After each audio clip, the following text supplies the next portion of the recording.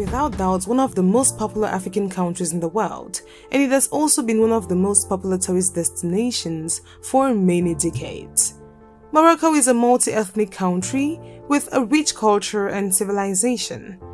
Despite the fact that Morocco has hosted various peoples throughout the years, from the ancient Phoenicians to modern-day France, its Berber community has kept its identity, withdrawing to the mountains when required. On the other hand, Ghana was the first place in sub-Saharan Africa where Europeans arrived to trade initially in gold, then in slaves. It was also the region's first Black African republic to attain independence from a colonial power. Despite being equipped with a solid education system and an efficient civil service, Ghana fell victim to corruption and mismanagement shortly after independence in 1957. It is one of the continent's fastest growing economies, and it has made huge improvements in achieving and maintaining growth. Stay tuned as we compare these countries based on their geography, infrastructure, cost of living, and tourism. Hello explorers, and welcome to another interesting video on the channel. Before we begin, our ranges from the Atlantic Ocean to hilly areas and the Sahara Desert. The majority of the country's southeastern region is covered by the Sahara Desert, making it sparsely inhabited and economically unproductive. Agriculture is supported by the rich coastal plains, and the forests cover roughly 12% of the area, while arable lands account for 18% and 5% is irrigated. The climate varies greatly, ranging from Mediterranean near the coast to high heat and cold in the interior, which is hilly or desert. Rainfall occurs from October through May with dry summers. Rainfall ranges from 38 to 74 centimeters in the north, but just 10 centimeters on average in the Sahara. The shoreline is primarily low, sandy, and backed by grasslands and shrub, with various rivers and streams running through it. A tropical rainforest belt continues northward from the beach, broken up by highly wooded hills and numerous streams and rivers. The region north of this belt is covered in low shrub, park-like savanna, and grassy plains.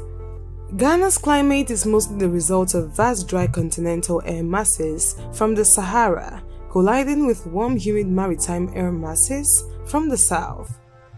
The Kwahu Plateau divides Ghana into two separate climate zones. To the north, there are two different seasons: hot dry days in the winter, with temperatures reaching 31 degrees Celsius, and chilly nights, and warm wet days in the summer. Annual rainfall ranges between 750 and 1000 millimeters. Ghana's tropical rainforest, cool temperatures, and grassy plains definitely feel much better than Morocco's dry hilly deserts and hot temperatures, giving Ghana the upper hand on this point. Infrastructure. Morocco boasts one of the greatest road systems on the continent and is Africa's most developed country in terms of infrastructure. The government has developed over 1,100 miles of new highways in the last 20 years, linking most major cities via tall expressways. The building of modern infrastructure such as ports, airports, and train lines is a main governmental goal. The Moroccan Ministry of Equipment, Transport, Logistics, and Water expects to spend $9.6 billion to develop an additional 3,380 kilometers of expressway and 2,100 kilometers of motorway by 2030. Morocco started building Africa's first high-speed railway system in 2014, connecting Tangier and Casablanca. The Moroccan government has initiated a project to develop a solar thermal energy power plant, and it is also exploring the usage of natural gas as a possible source of revenue for Morocco. On the other side, when compared to other African low-income countries, Ghana has a more mature infrastructure platform. The country's rural water, power, and GSM signal coverage levels are excellent. The majority of the road network is in good or fair condition. Institutional changes have been implemented in the sectors of ICT, ports, highways, and water supply. Ghana's most serious problems are in the electricity sector, where outdated transmission and distribution facilities, fast demand growth, and frequent hydrological shocks have left the country reliant on high-cost oil-based generating. Water distribution losses are exceptionally high, leaving little to reach end users, who are consequently vulnerable to irregular supply. Well, it's easy to guess which country comes first on this one, as Morocco already dominates Ghana in every aspect of infrastructure, and seems to be decades ahead of Ghana. Morocco therefore takes the lead on this one. Cost of living. Morocco is not an expensive country, and the amount of money people spend here is determined by the city in which they live, the rent prices, and the overall cost of living at the time. Morocco's property market is now steady, owing to the massive expansion of the tourist sector, which attracts a large number of international investors to the country. A lunch at a low-cost restaurant will cost you no more than $3. Plus, there's always street food that's wonderful and less expensive. Shopping for food at markets is definitely less expensive than eating out every day. And Morocco also has a variety of open marketplaces where you can discover fresh fruits and vegetables at every turn. Transportation is not well organized or dependable, yet trams can carry you everywhere. However, it is still quite inexpensive. A one-way ticket costs less than $1, while a monthly pass costs around $16. On the other hand, the cost of living in Ghana is higher than many newcomers expect. Rent is costly in Ghana, and it will take up a considerable amount of an expat's budget, particularly in Accra. As the country develops and more multinational corporations establish headquarters in Ghana, the foreign community is fast increasing. The demand for property is high, but there is a scarcity of good quality safe homes for foreigners, which drives up costs. In Ghana, most types of public transportation, including trains, buses, and trotros, are inconsistent and unreliable. As a result, most expats in Ghana drive or hire a driver to transport them on a regular basis.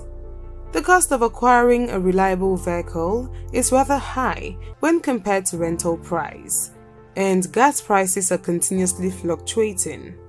However, these expenses are still reasonably affordable when compared to other nations. According to statistics, Ghana is 32% more expensive than Morocco, in turn making Morocco more affordable and preferable for most African families. Morocco definitely takes the lead on this one. Tourism. Tourism is an important economic force in Ghana, generating foreign exchange revenues, creating employment and wealth, and stimulating the economy. Tourists visit Ghana to experience the country's all-year-round tropical warm temperature and wildlife. Ghana has waterfalls such as Kintambo Waterfalls and West Africa's largest waterfall, Tagbo Falls, as well as palm-lined sandy beaches, caves, mountains, rivers, and a meteorite impact crater. Other attractions include reservoirs and lakes, such as Lake Bosomtwi or the Bosomtwi Meteorite Crater, as well as Lake Volta, the world's biggest man-made lake by surface area. Ghana also features a plethora of castles and forts, as well as UNESCO World Heritage Sites, wildlife reserves, and national parks.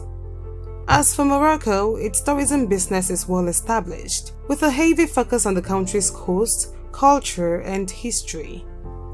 Tourism is regarded as one of the most important foreign exchange sources in Morocco, with the largest number of arrivals from African nations since 2013.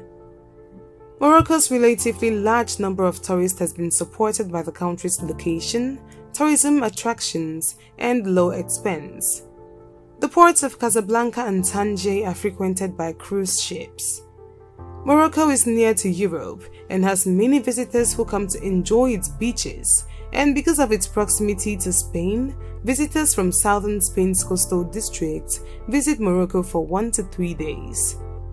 The top 2 destinations in Morocco are Marrakesh and Agadir. With the establishment of air services between Morocco and Algeria, many Algerians have traveled to Morocco to shop and see family and friends.